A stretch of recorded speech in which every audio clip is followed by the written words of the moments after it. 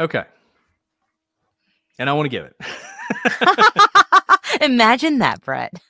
Yeah, I've thought about this a lot, about what I think happened. I said at one of the earlier episodes, and I don't remember which one, that I didn't actually think this was a premeditated murder. That I thought this was a crime of passion. And I know a lot of people disagree with that. And one thing I want to say is I think when you try and draw some sort of hard and fast line between premeditated and a crime of passion, I think that's a mistake. I think there are elements of premeditation in this case, but I actually think the reason I think it's not premeditated is because I think Adnan had a false hope. And I think the false hope is what actually led to the murder in the first place. So let's go all the way back to the beginning and talk about what we know. We know that the night before Hay disappears, she's on the phone with Dawn. Adnan is trying to call her, ostensibly to give her his phone number. The other thing we know is that they had this really passionate relationship. It was one that affected Adnan a lot. I don't think anybody denies that. They'd been broken up for about a month, but really things had taken a turn in those days leading up to her death. On Christmas, they're giving each other expensive gifts. When Hay gets to a car wreck, she's not just calling Dawn, she's calling Adnan to come down and take a look at it. And I think even asking Adnan for rides at that point. But sometime about a week before, there'd been a big change. We talked so much about that AIM profile, and you guys may think this is funny, but it's not. That was a huge deal. And it was indicative of a change in Hay's mindset. It is quite possible that on Christmas of 1998, both Hay and Adnan thought they would get back together at some point. But I think by January 13th, Hay had moved on. I don't think Adnan had. And I think Adnan had a plan for the 13th. I think he planned to get into Hay's car, and I think he intended to try and win her back. A lot of what I'm going to say here is obviously speculation. We'll never know the exact truth unless Adnan tells us one day, or unless it turns out that we're wrong, Adnan's innocent, and we get either evidence of another killer or someone else confesses. But I think based on a few facts we know, this is what happened. And I'll lay out some of those facts, and you guys can judge for yourself. One thing we know is that Adnan told multiple people about a conversation he and Hay had, where Hay attempted to get back together with him, where Hay asked him to go to prom, and he said no. He told her, no, I'm fine with our relationship the way it is. I think both Alice and I indicated we think, like many lies, there was some truth to that lie. That conversation was had, but it was the opposite of what Adnan said. I think that morning he made an effort to get into Hay's car. I think he asked her for a ride. I think she said yes, but I actually think it's possible that Becky is right, that what Becky heard when Hay told Adnan she had something else to do was real. But I think what Hay was doing was making up an excuse. And I base this, and this is a little bit of a stretch, but I base this on Hay's behavior at lunch. We talked about this. One of her other friends, it might even have been Becky, said that they saw Hay in the lunchroom and she seemed wistful. And they asked her, what are you thinking about? And she said Dawn. And we kind of flippantly interpreted that back in our first episodes as she was sort of daydreaming about Dawn.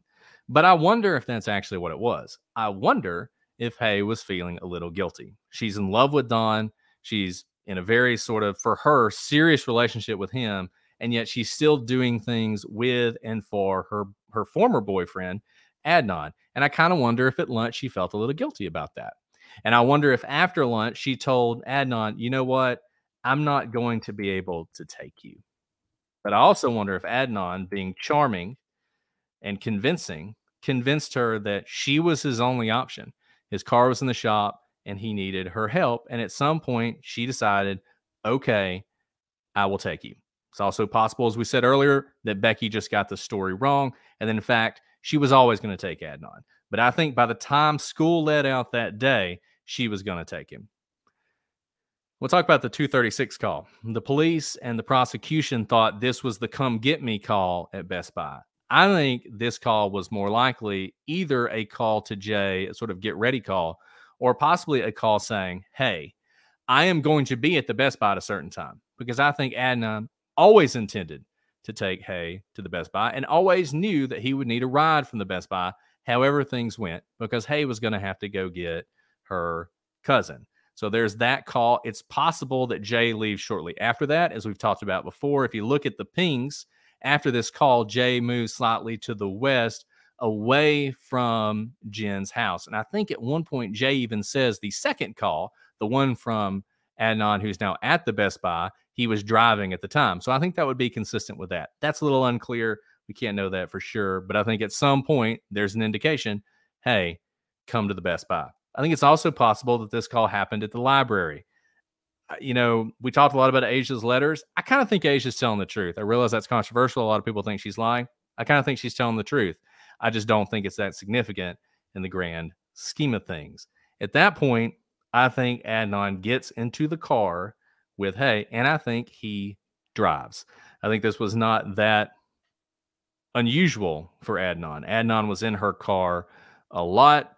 There are fingerprints in the car. We didn't even talk about that much because the fact that Adnan's fingerprints are in the car probably isn't all that significant. Adnan was in her car all the time. But I think at this point, Adnan is driving her car. I think he had told her, hey, I need to drive to the shop, then I'll jump out. You can get in your car. You can go get your cousin. I think instead, he took her to a place that was very special to both of them. Very special to both of them. A place where they had a lot of good memories. I think he took her to the Best Buy, not necessarily because it was a secluded place to murder someone, but because it was a place filled with positive memories. Alice and I talked about this at the very beginning. Adnan is full of romantic gestures, and I think he thought this one would work. And I think at that time, he asked her to go to prom with him. And I think she said no. I think Adnan got mad. What exactly happened at that point is hard to say. You can imagine him asking her why. Maybe he asks her about Dawn. Maybe here, yeah, take a drink. Maybe he asks her if she and Dawn are having sex. At some point, Adnan, from the driver's seat, lunges at Hay. She hits her head on the passenger side door, as he forces her back, which would be consistent with the autopsy report and the head trauma that you see. He begins to strangle her, and she kicks up and hits the windshield wiper bar, knocking it off of the steering column. But she can't escape. And her attempts to tell Adnan she is sorry do not stop him. He kills her. And at that point, maybe he pulls down the seats in the back, which open up to the trunk, and rolls her body into the trunk. Maybe he gets out, sees no one is looking, it's secluded, and quickly moves her into the trunk. Either way, at that point, he either calls Jay or waits on him, and the cover-up is on. And there is one piece of evidence that when I saw it, made me stop what I was doing and crystallized this entire theory for me. And this happens sometimes in a case. Sometimes in a case, you come across something and you just think, wow. And the wow moment for me was a photograph of the back of Hay's car. And in that photograph is a picture of a map book. It's a map book that Hay often kept in the driver's side pocket of her car. The map is open.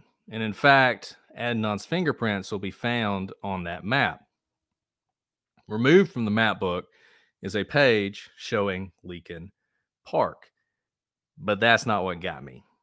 It's what's sitting on the map book. It is described in the police inventory report as a rose and baby's breath wrapped. Adnan's prints, including his finger and palm print, are found on the floral paper wrapped around the rose and the baby's breath. And that rose is sitting on the open map book.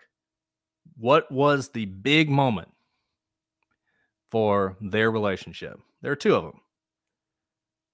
Junior prom, and when Adnan went out and bought a single rose and brought it to class and gave it to Hay in front of everyone. And it was such a romantic moment. And Hay was blown away by it. And she writes in her diary that she took that rose home and she put it in a vase, the one from the junior prom. I think Adnan thought this was going to be another one of those grand gestures in the Best Buy parking lot where they had had so many loving moments, and he was going to pull that rose out, relive that moment, ask her to go to prom, and everything would be okay. It would be back to the way it was supposed to be. And she said no. And when she did that, it enraged him so much that he murdered her. Okay, you ready? All right, Brett. People always ask if we ever disagree. Today might be one of those days.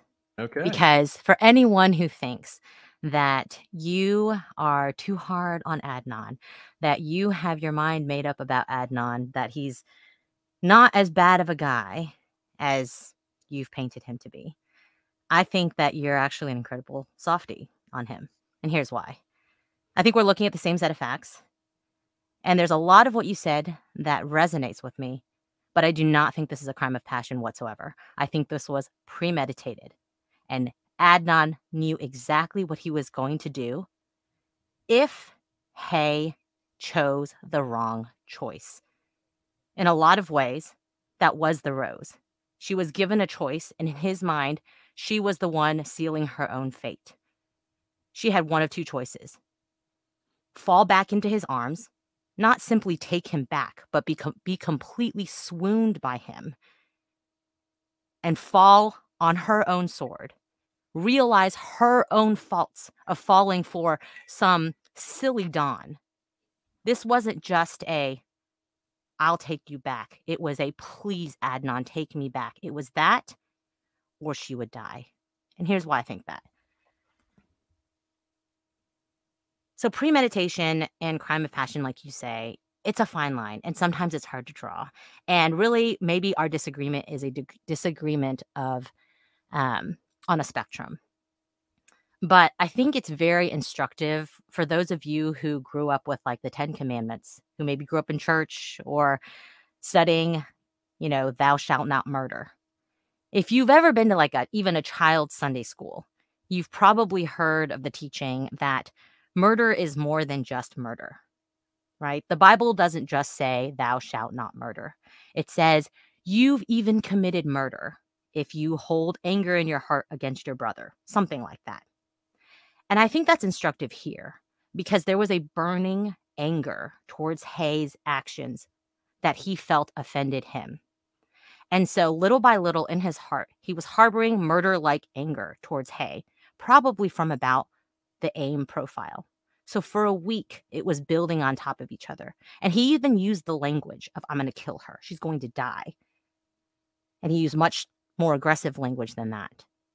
Because I think in his eyes were angry with murder. And if it were one day, perhaps he could cool off.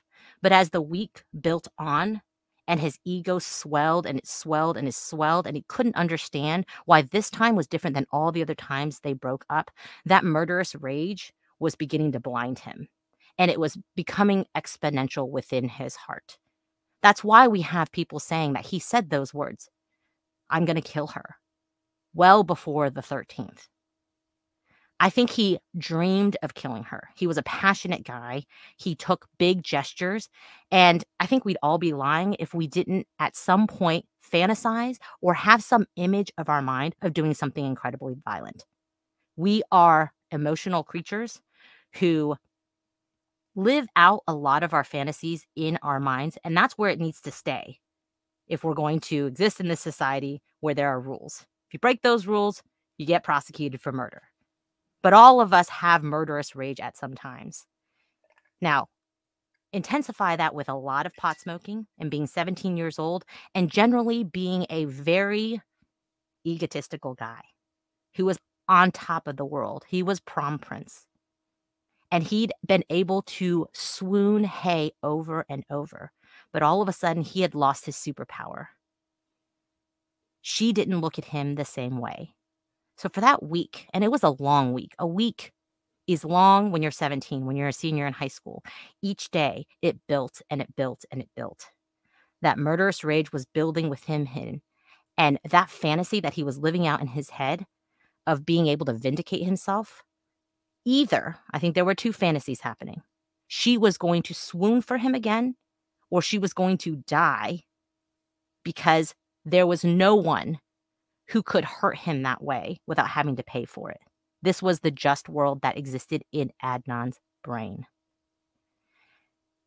And there are a couple things, this isn't just trying to read into Adnan's head. There are a couple things from the timeline that make me convinced this was not merely a crime of passion that happened in the car as he was trying for the last time to win her over. And when she said no, he couldn't believe it and he just accidentally killed her. I think he went into that day, the 13th, knowing that she would live if she made the right choice or she would die. There was no other option, and he would be the one to end her. And this is because we know that Jay's story has changed over time, but really, honestly, in the scheme of all the cases we've prosecuted, Jay lies just about as much as every other witness that we have. And we've said that before. Jay knew the plan the day before.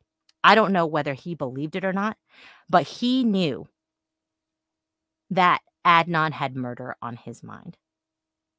He may not even have justified it. He, being Adnan, may not even have justified it as murder because he thought perhaps there was no world in which Hay couldn't choose him.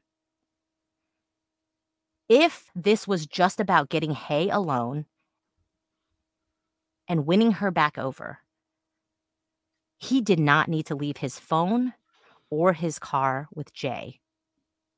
He thought about it the day before. He made the plan the day before. I think it probably crystallized around that 11:45 midnight call to Hay when he was giving her all these chances.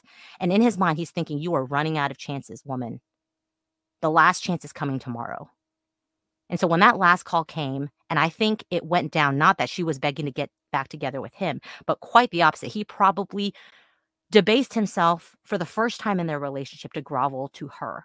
I do think he groveled that day because of the way he described how Hay groveled to him. I don't think he's ever done that before. And when he hit that low bottom, he realized there was no other way out. He had become something other than what he knew himself to be. He didn't even recognize himself. He would never beg a girl to like him. That wasn't Adnan. And so he'd been saying he was going to murder Hay. He didn't really mean it. He kind of did. It was a fantasy, but that fantasy was becoming clearer and clearer in his mind and no longer living in his head. It was now going to be outside of his body into the reality of the world that he existed in. If he just wanted to get Hay alone, to convince her to get back together with him, he did not need to leave his car behind. Okay, fine. Let's say he needed his car as an excuse to get into Hay's car. Leave the car behind. It doesn't need to be with Jay, someone he says that he doesn't know that well. He could have parked his car somewhere. He could have left his car at home. He could have driven it to a shop and just parked it there for the day, pretending to get an oil change. Why did he leave his phone? The phone that he had gotten the day before, a phone that his parents didn't know about, that Bilal had to get for him and put under Bilal's name, to activate that phone and give it to Jay. Jay didn't need his phone if Jay didn't need to be part of a plan to help Adnan escape a crime scene. In fact, it would only help Adnan's case to have his cell phone on himself if he were trying to get back together with Hay. He could be texting her sweet nothings. He could be calling her. He could be calling Misha to make Hay jealous. He didn't need his phone not to be on his body in order to get alone with Hay. Perhaps the car, but not the phone. He made an elaborate plan to have both the phone and the car be with Jay, someone he'd never done this with before. And yes, he'd had sex with Hay many times before at the Best Buy, and perhaps in his mind, no matter how this ended, whether she was going to take him back or they had sex, that he needed a ride because she needed to go get her cousin. Except the problem is, by Adnan's own words, he had had sex with Hay in that car in the Best Buy parking lot many times before, and he'd never arranged a ride before. So he'd either gone with Hay to pick up her cousin, or he walked somewhere, or he arranged a ride with someone who was not the person he thought to arrange it with that day, if it was just going to be like any other day. Instead, he arranged it to be calling someone on a phone he activated the day before who he has never really hung out with before, who doesn't know that well, to come pick him up. And he doesn't call him in a panic. He calls him 3 times. He calls him. Adnan calls Jay 3 times to ensure that Jay has the phone, that he can reach him, and that he knows what the plan is, all before the murder is supposed to have happened. Because of all this, I think this falls well into the bucket of premeditation. And so when we can talk about what happened that day, if he was in the library, if he absolutely asked Hay for a ride. But I think when he got into her car, whether she said she couldn't give him a ride and he smoothed his way into her car, whatever happened, he knew that she was getting a rose and she had 2 choices. And what was going to happen was up to her.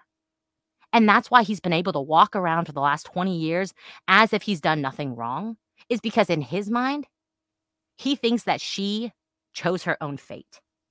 And he was merely following through with the laws of nature. She had to die. He didn't choose it. She had a choice. And by choosing not Adnan, she was choosing to die. Everything's passive. Nothing was Adnan's fault. And that's why I think he can be someone who has a sterling record in prison. He can be someone who gets on a podcast and is able to win us all over with his boy next door sweetness.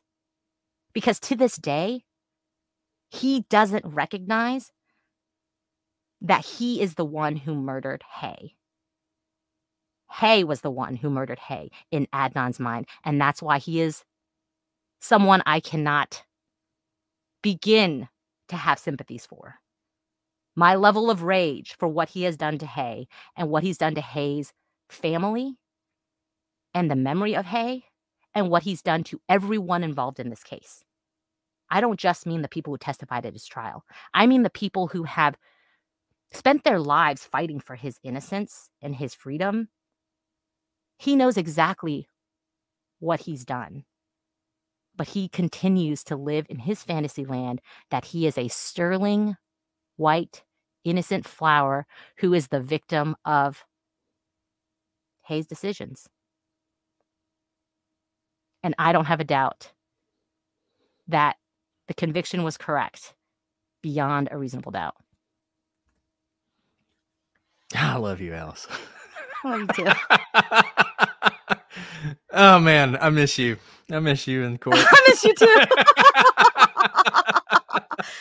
Okay, truly, everyone watching this, I didn't know what you were going to say at all. I didn't know. I thought you were going to say premeditation, to be honest. This is why we let Alice do the rebuttal closing. So, well, let me just say, I don't actually disagree with anything you said. I think all that's true. I guess the only twist on it, I think he was so arrogant and confident that he really thought she was gonna say yes and come over to him. And so when the rage, I guess I'm talking about the rage. I think you're right. I think he had thought about killing her before. He'd obviously talked to Jay about it. I think some of it might have been bluster. I think he was building himself up to do that. I think everything you said is 100% right about the way he looked at it, though. And I think her saying no to him was such a triggering event for him that yeah. And I would have when I say crime of passion, I guess what I'm meaning is that sort of rage that you described that came over him in that moment. I think look, I have no problem with him being convicted for premeditated murder because I think he went into it prepared to kill her if necessary, even if he didn't believe it. You know what I mean? It's sort of hard to describe. Like, I think he had thought about killing her for all the reasons you said, but like, I mean, honestly, and I think you're right. I am probably more of a wimp than you are. I always feel like, man, to kill somebody, you gotta be.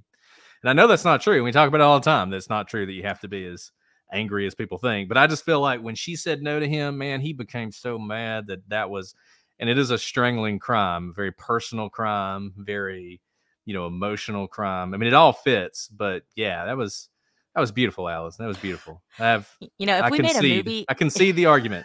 No, do not concede. People always say we have to disagree. It's almost like if a movie were made about this, I would see the week leading up to her murder where, you have like these hazy dreamlike sequences in your mind, and it's of him strangling her. It's of him stabbing her. It's of him killing her in different ways. That's all in a dreamlike sequence. But as each day gets closer to the 13th, the dreamlike sequence gets clearer and clearer and clearer until basically like the midnight of the 12th, it's as if it were happening already. That's kind of how I see it, right? Like the murderous rage was building, and it maybe would have been a crime of passion 7 days prior, but by the day that it happened, he absolutely knew what he was going to do, except he was going to give her the decision.